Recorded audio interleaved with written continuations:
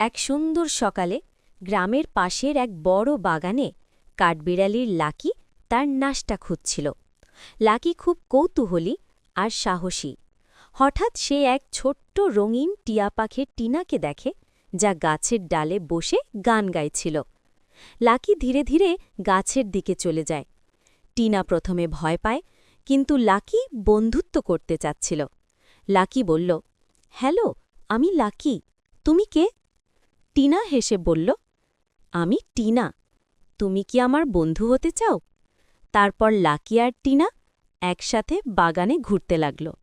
Lucky গাছের দানা খুঁজে খেতে খেতে টিনাকে দেখালো, আর টিনা লাকিকে সুন্দর ফুলের গান শেখাল। তারা দুজনেই খুব আনন্দ পেতে লাগল। লাকি টিনাকে বলল, দেখো, আমরা যতই আলাদা হই না কেন, আমরা একে অপরের সঙ্গে মজা করতে পারি। এটি টিনাকে বুঝিয়ে দিল যে বন্ধুত্বের জন্য শুধু রূপ বা রঙের পার্থক্য কোনো বাধা নয়। দিন শেষে লাকি গাছের ডালে উঠে ঘুমাতে গেল, আর টিনা তার পাশে বসে হালকা গান গাইতে লাগল।